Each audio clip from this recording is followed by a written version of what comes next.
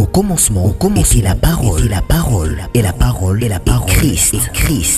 Radio Parole Vie, la radio qui donne la vie à travers la parole. Mbote Shalom, chers auditeurs de la radio Parole Vie, la RPV. Chers papas, chères mamans, chers frères et sœurs, chers auditeurs de la radio Parole Vie, chers téléspectateurs de DLF TV 2, Chiffre NF TV, PARK Pro TV, soyez bénis où que vous soyez bien-aimés dans le Seigneur. Vous qui aimez cette radio Parole Vie, vous qui aimez également votre émission Parole Vie, une émission à caractère évangélique, animée par votre humble frère, le frère Herbie, héritier Bissiamou, moi Natatananga Jean-Paul Mayata, pasteur de la foi. Merci papa, merci maman. Natotsamine sengo na mutema ya kotia sango malamu ya kolo Yesu Masia Nazareth, car je l'ai toujours dit, je suis le prédicateur de la bonne nouvelle. Natia kasango malamu ya kolo nabiso Yesu Masia Nazareth, nzambe moko tondimela, nzamba solo pe ya bomo. Bien-aimé, le batangu nyoso natia kama ite mungu ate mafuta te, kasi natia kaliloba. Bamba te komama que l'homme ne vivra pas seulement du pain, mais de toute parole qui sort de la bouche de l'Éternel. Bien-aimé, pendant que tous à tango, nous aurons toujours besoin de la parole de Dieu. Or la Bible dit, toute écriture est inspirée de Dieu et utile pour enseigner, corriger, instruire, édifier. Bien-aimé, on a ramené l'homme dans la bonne voie. Donc la pensée de Dieu est que tout tambula na voie ya malam, to penanzela malam, pour que Christ azala honoré et glorifié. Cher papa, chère maman, nga to bumba mitumwa mukena se pour na to recommander ngonga oya ko kabwele bananzambe pa ina nkolo. Merci to sambeli. To pesi merci kole Masia Nazareth, nzambe moko solo pe ya bomoy. Pambate nzamba solo azalaka moko. Nzambo matana croix pe okokisa nyonso. Kolo to simbisi ngongo epai na yo. Kumela kozala nzambe na biso. Seigneur, na bondeli yo molimo mosantu, opesa nzela ete lobozo esika na mitema basantu. Pour aimer ma lumière. Pambate komama, ta parole est une lampe à mes pieds et une lumière sur mon sentier. Na ramené toute pensée captive na obéissance et l'ilobanayo. Pia misalo sala na croix. Bongo na kombo na Yesu Masia Nazareth. Nzamba solo pe abomo. Ndeto bondeli peto lobi. Amen. Merci bien-aimé dans le Seigneur. Merci papa, merci maman. Bien-aimé dans le Seigneur, kolenta matem otobanda ki uta semaine passée. Mamali Kambozali, le secret d'une bonne gestion et de la grandeur. Bien-aimé, le tozo chité na secret. Bongo lobi toko lobela. Bien-aimé dans le Seigneur, la bonne gestion. Bien-aimé, pour te chuter na grandeur. Je crois que ceux qui collent sur ma chaîne Nazareth Maisongelité, lobi peut continuer na likambo o topi na mama likambo o. Bien-aimé dans le Seigneur. Tout le secret ezali kambo yebanité na bato ebele. Mon frère, ma soeur, ezali kambo mutu moko to mibale to bato mukie bayebi eloko so yebani na bato ebele ezali sous secrété. To mona même Christ ezama kamso bande koteya na lisese, mais pas na ba disciples azo telisa bango yango ndenge sengeli. Bien-aimé, ezama kambebele, bien-aimé, Christ asalango en secret, asalango tia en public. C'est un enseignement pour nous, bien-aimés dans le Seigneur. Tobakezana batebele vine comment exposer à comment à la merci à banguna naye, à comment exposer na bitumba. Pourquoi? Parce que azanga ki koyeba ko garder ba sekele na bomo naye. Il vit chrétien comment via bitumba et comment via ba problème. Comment via mi kakatano. Mon frère, ma soeur, cher papa et maman, la bonne de Dieu bien-aimé, Seigneur, il faut garder le secret parce que ezana ba conséquences ebele pe amabe o ezolanda bato ebele o lelo bien-aimé dans le Seigneur na tina kozanga koyeba ko garder ba secret. Bien-aimé, tozana kati makomi na nkolo totangaki lisolo ya 1 Roi chapitre 13 tomonaki lisolo ya jeune prophète qui séduit un vieux prophète. Tout ça pourquoi? Parce que jeune prophète azanga qui maîtrise ya o nzamba pesa qui est comme secret aitala ki ngoli boso mutunyos boso a roi même li boso batu bazala ki nzinga nzinga batu bayuka ki bayebisa ki epai na vieux prophète, particulièrement bana vieux prophète.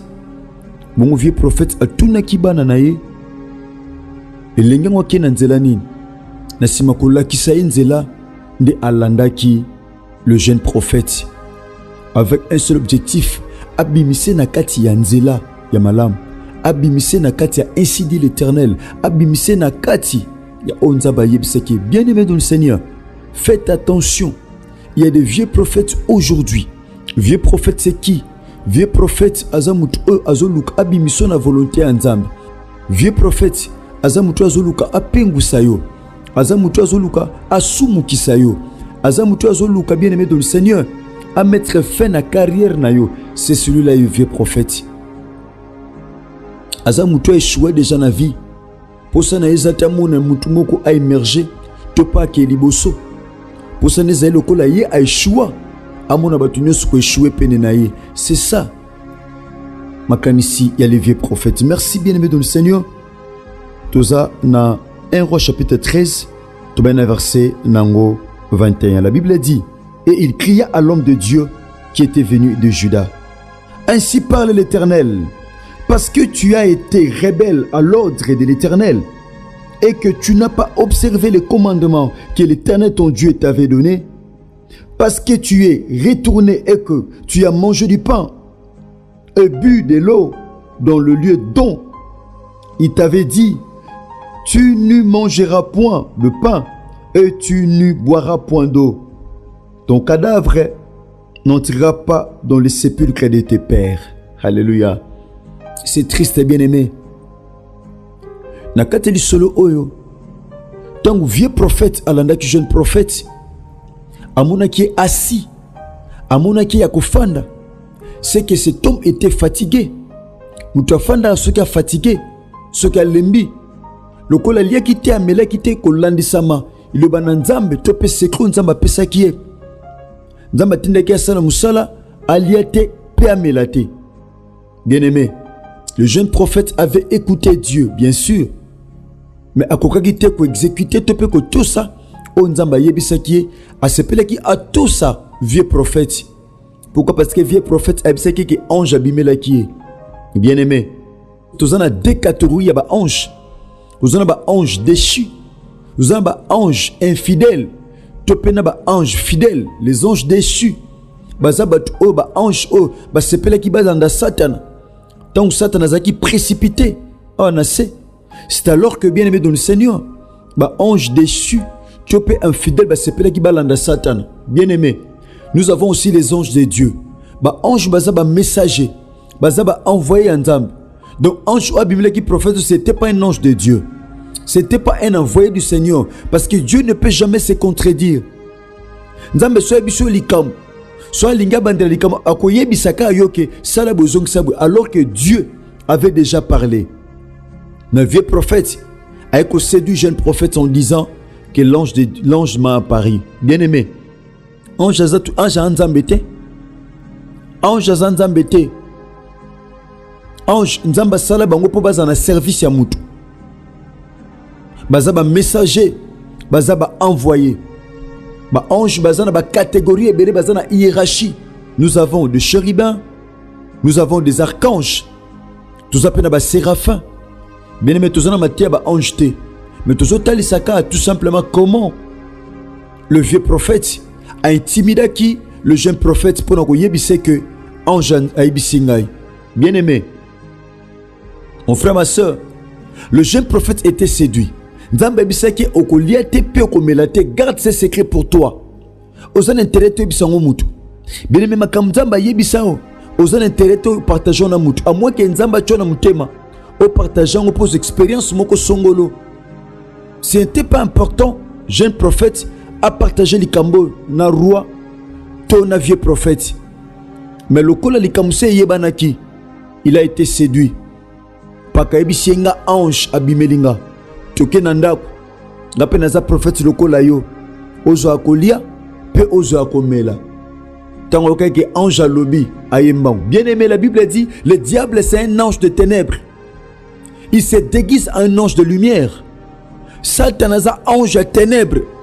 Combien de personnes, beaucoup de gens aujourd'hui, ma vie est comment détruite. Pourquoi? Parce que Satan a bimé la image que c'est lui, l'ange de Dieu, alors que c'est un ange déchu. C'est un ange infidèle. Combien de personnes bazaka intimidé le corps de Satan est angengi, alors que le diable se déguise aussi en ange de lumière.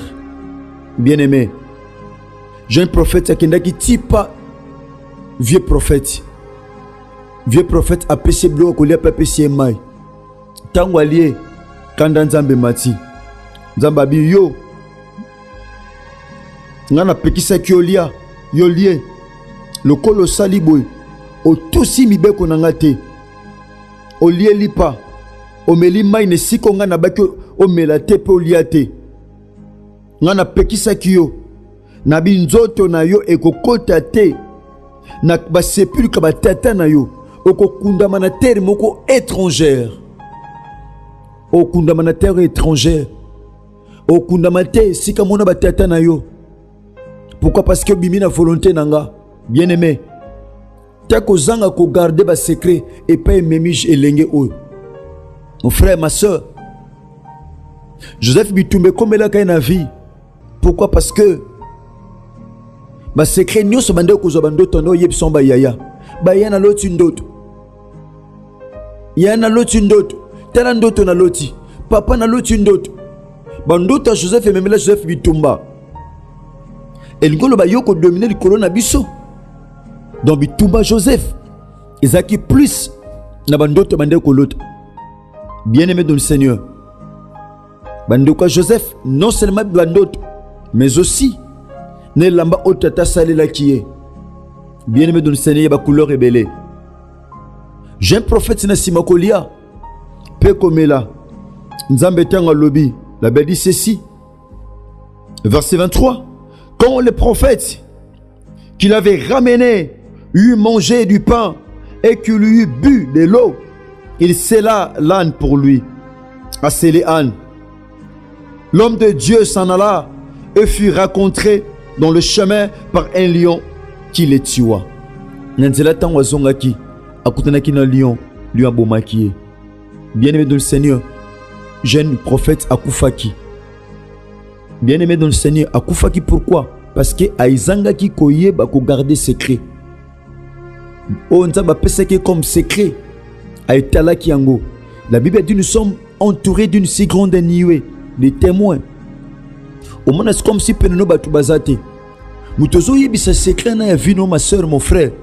Yaya. Obite tam suyem ta bundisa yo. Na biteki batu nyo so yebisa ka secret ndi ba bundisa yo mais il est important mon frère ma soeur et ba ko garder secret.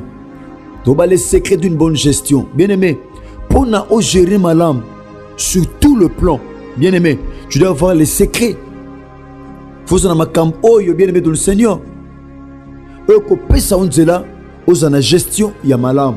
Bien-aimé dans le Seigneur, mon frère, ma soeur, kozanga sekele tomoni comment elengo akufaki. Nzamba tinda ki lion aliaki elenge oyo. Nzoto ne tanda meka wana bien-aimé na se. Lokola mutu mobe azanga tina alors que un oint de Dieu, un prophète du Seigneur a ôté ko sala miracle. Mais bien-aimé dans le Seigneur, mutu a ôté sala miracle devant un roi, makufa lokola indigent. Bien-aimé, bato ebele lelo kozanga ko garder secret. Bakufa lokola banyama. Bakufa lokola indigent. Bakufa lokola jemu keboy. Pourquoi? Parce que kozanga ko garder secret. Jeune prophète akufa na charisme nae. Akufa na grâce. Bien-aimé, la grâce est trompeuse. Bien-aimé, la grâce est trompeuse. Et le gars Akufa trop jeune. Grâce est Kendaka Bongo. Combien de personnes meurent aujourd'hui? Beaucoup de serviteurs de Dieu, beaucoup d'enfants de Dieu. À cause, il y a indiscrétion. Kozanga Kobate la sekele. Batebele le levier comme a détruite. Bien-aimé de Seigneur. Et tout comme Nabiso Nasuka. Mon frère, ma soeur. Yebsa Nzamba Solon grâce. Yebsa Nzamba Salongolou, ma soeur, mon frère. Ce n'est pas ça que vous garder secret. Zamba Tebele, moindre likam. Mouté mezo pupuka. Mouté mezo beta apanzaka asang. Ça, ce n'est pas l'esprit de Dieu.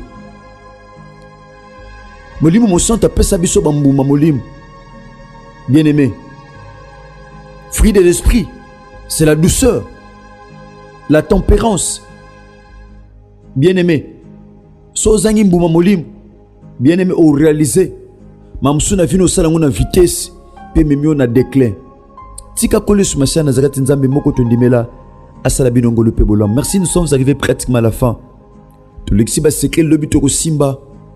Bonne gestion. De molimo mo santo rotam sabiso par la grâce de Dieu. Bon ndenge to leki na émission na biso boy bien-aimé dans le Seigneur. L'exhortation na biso. À partir il y a 7h to 8h du matin.